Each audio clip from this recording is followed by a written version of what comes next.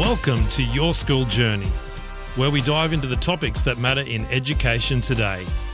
We're here to help parents understand the conversations happening in schools and offer tips to support your child's learning along the way. Welcome to another episode of Your School Journey. Today we are looking at the part sport plays in a student's school experience.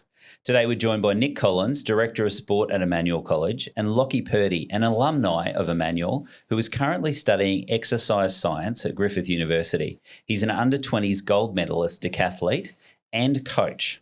Great to have you both here today, gentlemen. Thank you for having us. Thank you. So first thing I'd love to ask you, particularly when we're talking about sport, is when did you first discover your passion for sport? Well, I guess starting with me, I'd have to say that when I was 5 years old, my dad took me to a Brisbane Bullets basketball game. And for all those parents out there of similar age to me, you would remember aggro, and aggro was the halftime entertainment. So that was an interesting era. But I really fell in love with the game of basketball from there. And then out of that, all the different sports that you pick up at school. And I think one of the big things I remember most of all was the enthusiastic teachers and coaches that I had who encouraged me along the way. So it just kept growing my love for sport because of those people and their input. But yeah, I definitely remember those early days out at Boondall and the Brisbane Bullets and Leroy Loggins and aggro. So there's a bit of a blast in the past for any parents out there. Wow. And Lachie, you come from a different era, of course. So what developed your passion? My passion, I think, stemmed from I was a bit active when I was younger, loved watching a bit of footy, loved, APS sport, but specifically for my sport, that probably started early high school. After school, waiting for my parents to pick me up from after they finished work. Hated going to the library. Hated that so much. That wasn't my thing. I had too much energy to sit down for an hour or so. So I asked, is there anything I can do? They said, well, swimming's on. I was like, yeah, no, there's no way I'm swimming. Absolutely not. I would sink to the bottom of the pool. What else? Athletics, yep, cool. Sign me up, get me into it. So that was pretty much where mine stepped from. And then similar thing, the coaches and teachers supporting you along the way really do help that fire to keep burning. Wow. Well, look, it's no secret that in Australia, sport is a big deal, a huge deal, and it's a big deal in schools. So I think today we want to give parents an insight into why we invest so much into sport. So should sport be an important part of a student's journey through school? Well, there's lots of reasons. So I'll start with the science, if that's okay. We know that our bodies are physically built for movement. We know that our brains require oxygen. And we know that when our bodies are functioning well physically, that we function well mentally. And the science continues to show that more and more these days. How do we get physically fit? Of course, through sport. One of the big things about sport from my angle is that even though you may like training, when you are training with other people, it keeps you more motivated than just on your own in most cases. So therefore, at schools, if you want to keep students engaged so they're getting physically fit and their mental health and also their emotional health by extension is benefiting, then having those team sports and group activities is really essential. The second thing, which I think is huge and which often gets overlooked in our broader society, is how sport can be used to build your character as a person. There's nothing like pushing through a challenge in the gym or with your team, doing some hill sprints that will build that resilience in you. And that resilience not only requires you to physically push through those barriers, but you have to mentally work through some challenges there. You have to learn how to encourage other people as well. And when you're doing those things together, it builds community. So when I think about sport, I think about not just the physical benefits from that exercise science perspective, but how it builds our character. And then thirdly, out of character is relationships. So the sort of connections and networking that you get along the way when you play sports, it's a massive benefit. So I think particularly where students learn to work with different types of personalities to achieve a goal out on the field or out on the track or in the pool, working with different types of coaches, working with officials. That's always an interesting experience. If our school community works well in that space, then the benefits are boundless and it carries into lifelong learning. So For me, there's three major things. It's your physical benefits, it's your character, and it's also your relationships that you gain. And fourthly, I think you could put in the back, it's also fun. So don't forget the fun side of things. And when there's fun happening, lots of good learning happens and lots of community building is happening along the way. Honestly, I couldn't agree more. Like, I think sport plays a huge, huge role in development of character and development of being a well-rounded person. So like, it's all encompassing. I found that specifically things like it's helped me develop my accountability, like a strong work ethic, learning how to plan as well. You know, school is super busy. We're at school for 6 hours a day. So being able to fit in time for hanging out with friends, spending time with family, doing assignments and homework, but then also doing sport, that does take a bit of a shift in your mind. The resilience, huge, huge, huge thing. You're going to have trials in life, especially in sport. Like, you know, when you're training for something, having a tough game, that can take a toll on you. So having that resilience to get back up, brush off, keep going. And then also, like, I think a big one is communication. I think you can learn a lot about communicating with yourself, understanding how you feel, and communicating with, you know, your teammates, your coaches, your family, your friends about different areas. I think they're probably the biggest thing in my eyes that I think sports helped me develop as a student through school. And I think, I don't believe I'd be the person I am now if I didn't do any of that sport. I don't think I would be as developed in that aspect of my life. For those students who undertake elite sport, how do you manage it? Because you've just talked about it, Lachie, trying to get through the school day. How do you actually manage this whole concept of doing elite sport and actually getting your schoolwork done? It's not always easy. And I think that's the first thing that you should recognize, that it's always going to be a bit of a challenge. It's not going to be, you know, simple, straightforward. As amazing as it would be, I don't think everyone, it doesn't always line up. So I found it helpful to specifically like being able to plan out what your week looks like with all your training, with all your schoolwork, with assignments coming up, deadlines, everything. Plan it out. I've got a template that I always use. So you just fit everything in your day, have a look at, okay, what spare time do I have? Where are those gaps? You know, is it before school? Is it after school? Is it on weekends? Is it during a study line? If you have a study line in 10 to 12, that's probably like a big thing that I've found. Also having a good support network. So your family and your friends, your teachers, like the school counsellor, if everyone's on board, it helps ease that like mental load as well of being, trying to undertake elite sport, because the mental side in sport, I think a lot of people know, is very taxing, more so than the physical aspect. And take time for yourself. Self-care is huge, making sure you don't burn out. So making time to spend, you know, a little bit of downtime with yourself, with your friends, with your family on the weekends. Huge, huge thing of always overlooked in my eyes is sleep and nutrition as well. So because students are trying to do elite sport, it's very, very hard to be able to, you know, have naps during the day. Obviously, that's just not possible during the week. So getting your nutrition in, making sure that's right, making sure that, you know, your brain will then be happy and healthy, being able to function and be able to stay focused while you're at school. And then also getting the sleep, like good 8 hours sleep, that really, really helps with being able to recover and stay away from injury and fight burnout as well. So they'd probably be my biggest takeaways from school and balancing sport with, you know, all areas of school life, you know, whether it be academics, co-curriculars, you know, for the seniors, captaincies, like other responsibilities like that. Yeah. So it looks like it has given you a self-motivation. Like everything that you're saying there is that you're self-motivated to be able to organise yourself, to be able to actually get through it all, which is brilliant. And Nick, from your perspective, when you come across elite athletes as well, Lachie's talked about this community aspect and the support that he gets from the community. What, as a director of sport, do you do to kind of foster that? Well, particularly with sport, our main focus is providing opportunity and pathways for students. And where challenges crop up, it's my job to step in and assist and provide communication channels with teachers and students and parents to solve any issues and little logistical things that might come up. One of the classic ones is where students are sort of double booked.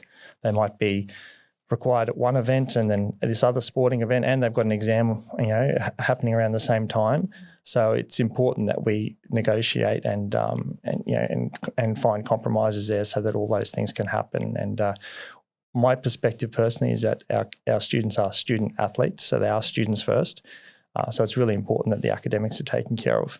But I was going to jump in before where Lachie was making such a good point about being self-motivated and planning. The exercise itself of having to take on that challenge of timetabling your week. It's a huge life skill, and it's really good for students to actually face that challenge. And so as director of sport, I'm all aboard with our students managing that and being there to assist where required. So, Lachie, at what point does sport become more than just a hobby? So was there a moment when you or your family realised that this could actually turn into something a bit bigger? I think in a way it kind of snowballed. So everything gained momentum very, very quickly. It started off as just a bit of fun after school, getting active, getting fit. I'd say I'm a competitive person, but I wouldn't necessarily say that was my focus when I originally started. Then I've thought, I'm doing all this training. Why not take it to a competition and see where that puts me? We've got the APS carnivals and things like that. That was as far as I ever got really before I started APS. I made a few APS teams, and then even when I did start for that first probably year, I only really made APS. But then at the end of 2020, I had a chat to the head of athletics at the time, David Reed, and he said, there's a comp where all these events you're training for in the afternoons, all these different areas, throw that into one, and that's what the competition is. And I said, oh yeah, sure, why not? Sign me up. It was the week before Christmas or something. I was like, yeah, sure, whatever. Just kept doing a little bit of training. Didn't really think much of it. Went out, had a good crack, and then got an email from Queensland Athletics at the start of the new year saying basically you've qualified for the national championships in Melbourne. I was like, far out. Okay. I was not expecting that, but might have to try and take this a bit seriously. So I kept training, kept at it, and then went to that competition, got absolutely demolished, wasn't even in the same ballpark as those other kids. And that really made me realize, okay, well, I can't go to something like that and not perform, not show up. So I need to get back to the drawing board and, get back to work. So that's what we did. And every year from then I've just been building and slowly getting better and better and better. So I think, in that way it did snowball. But I think probably when I was in year 9, I had that bit of okay, let's see where I can take this. It was then representing Queensland. Okay, well then can I get on a podium? Okay, well after I've got on a podium, can I be on the top of the podium? Can I go beyond that? Where is the limits here? I love that you've gone there and been demolished and you've gone, all right, that's going to actually drive me to go better. That's great. It's resilience in action. Yeah. And when opportunity knocks, you've got to open the door. So speaking of that opportunity, Nick, you're a director of sport. Clearly you will see lots and lots of students, and there's probably some students that you identify and you might say, hey, maybe I need to tap some parents on the shoulder and talk to them about helping this student go further. What do you kind of do in that space? How do you identify that? Well, usually with our sports program, we have a number of coaches, and some of our teachers also fill that role, but we do have coaches who coordinate certain sporting areas. So particularly athletics, swimming, basketball and netball at the moment. But we also have external coaches who assist, and as I said, the teachers. So where those teachers and coaches identify students, we'll often have a chat. At the moment, we have our 9 a.m. Monday morning briefing together, our sports department team, and we'll talk through the different matters that have come up over the week and sometimes sporting events that happened over the weekend. And then we talk through any potential things coming up, obviously logistically, but then also as part of that, where students may slot into different types of teams or opportunities, and we talk through how do we communicate that to parents and how do we offer that opportunity. There's plenty of them around. There's plenty of opportunities around. So the trick is actually making sure we choose the right opportunities for students. And that harkens back to our point earlier about timetabling, assessments, academic commitments. So we've got to make sure that those things are in place first. And then after that, what opportunities can we feed around that? One of the things we do at this school, though, is we try and make sure that we don't just jump into things where we can't provide good support for it. So the sports that we do run, we know that we can staff properly and support the students. Beyond that, as I said, there's so many opportunities around, not just in school sport, but in club sport. So it's about picking the right avenue that allows the student to grow as a person, but also make sure that our students' studies are not in any way hindered. So those opportunities, you've got to be very careful what you pick. And so my advice to all parents and students is to look at the big picture of life and look where one opportunity is going to lead to something else. And if it's not really clearly leading to anywhere, then maybe that's something that you can trim off and focus on some other things. Yeah. On that, I think also parents and students should also be aware that sometimes, there needs to be a little bit of a give. Obviously, like you made a very good point, student athletes, not athlete students, purely because sport can only go for so long. So you need to have something to be able to fall back on. You can't rely on your sport always because it's uncertain as well. So there does come a point where sometimes you do need to sacrifice your sport to make a decision. Okay, well, there's a little bit of a clash here.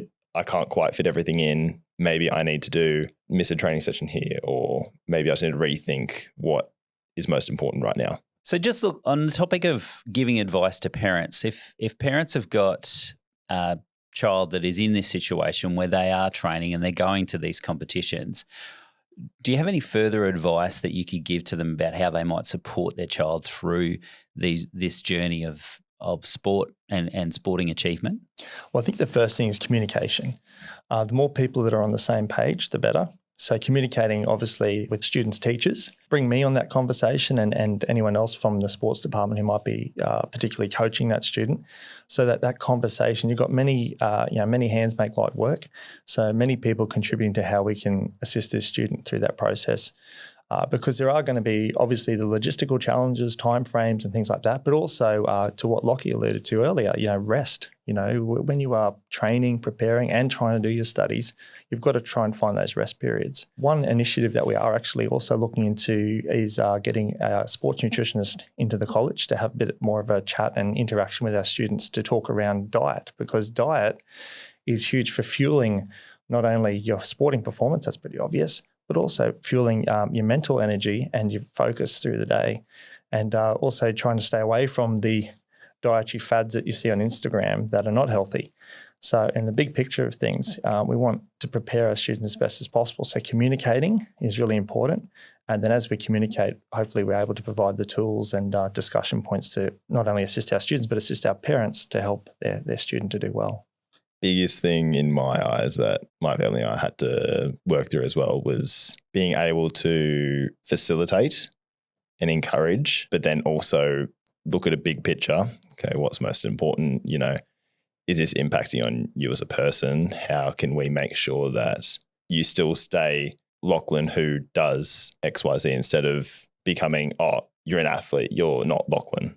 That's, I think, the biggest thing as well. I know, making sure that, I wouldn't even say it's really an ego, but it's more that mindset, making sure that, you keep at the front of your mind what's most important. And keep grounded. Yeah, it's good. Well, look, let's change gears now, because we've talked about sport and we've talked about elite athleticism. We've talked about kind of moving forward in those kind of things. But what kind of advice would you give to parents that have children who don't have a desire to be active?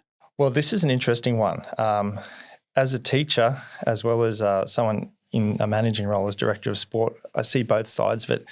So as a teacher, you're wanting to encourage and inspire students and help them to see the benefits, so that, on their own terms, they find that love or enjoyment of sport.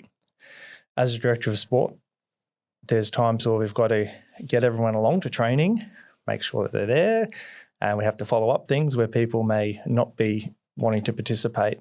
So there's two sides of it for me, but I would like to mostly focus on the fact that I think it's a battle of hearts and minds. Mm-hmm.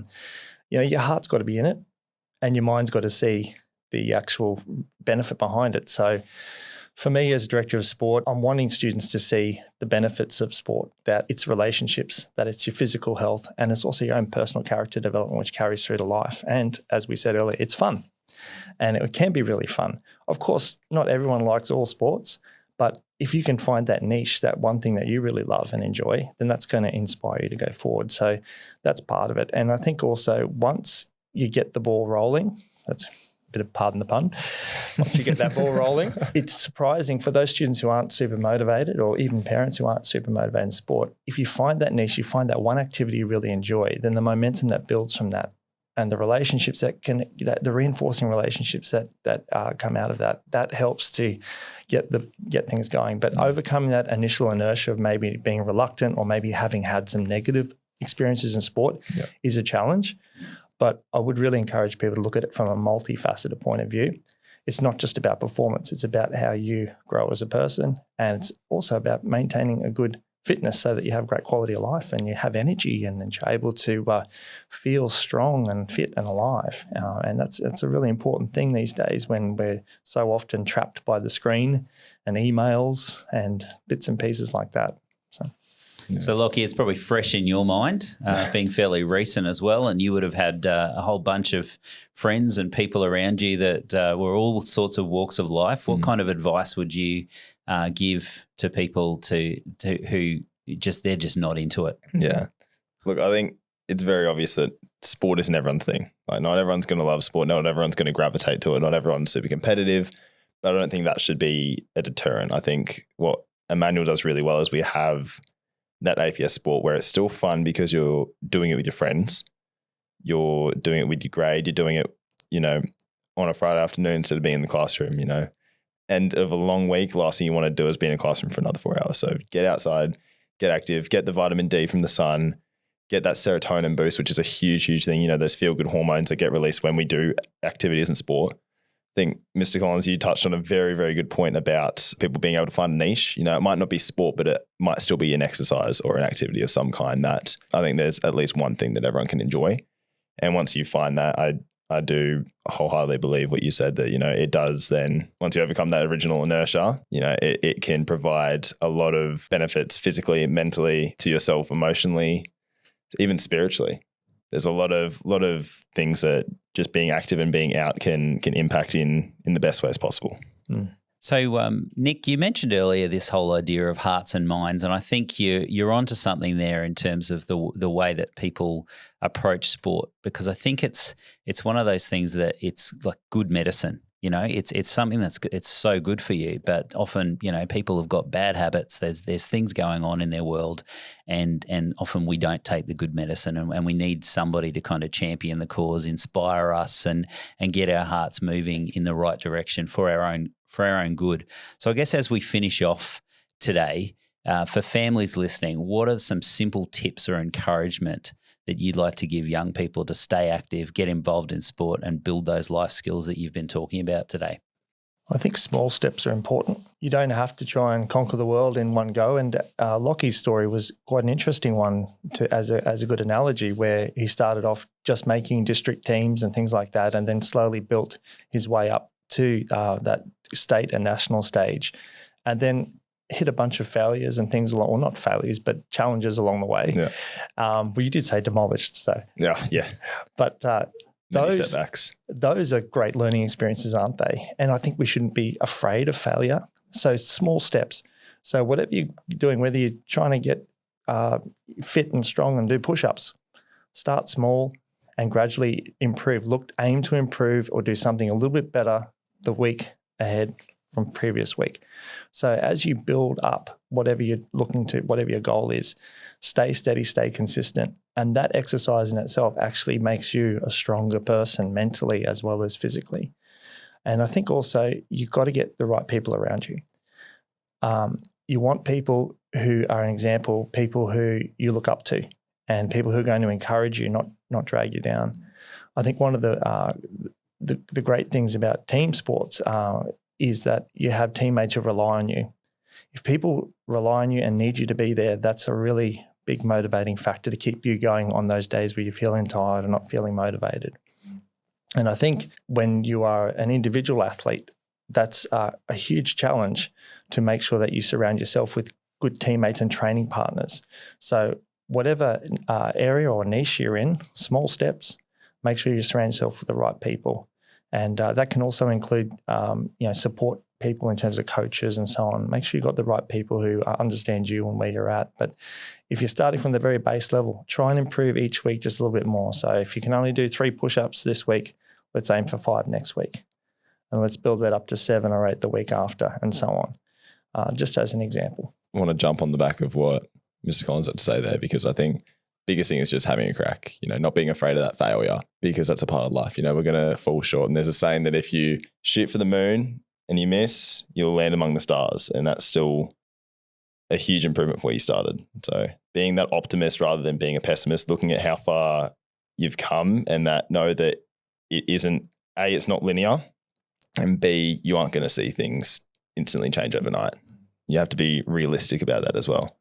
Another thing that you touched on is that support network. You are the sum of your closest friends. Your closest 7 friends is a saying that I've heard a lot and I really resonate with. I think if you have like-minded people around you, they will keep pushing you to be better subconsciously or consciously, because they are holding you accountable in that aspect. So I'd really agree with that, encouraging people to do sport, and also just not being afraid to have a crack, not be afraid to not be the best.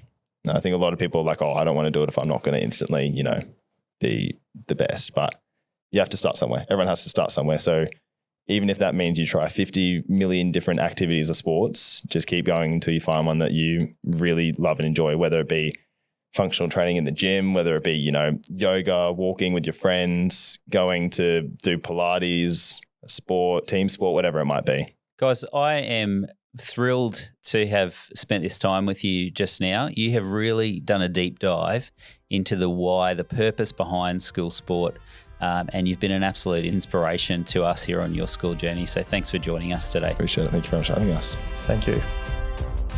Your School Journey is an initiative of Emmanuel College as part of our commitment to partner with parents in shaping the learning and growth of young people. This podcast is hosted by Mal Gaylor with audio production by John Eddy and executive produced by Dan Pearson.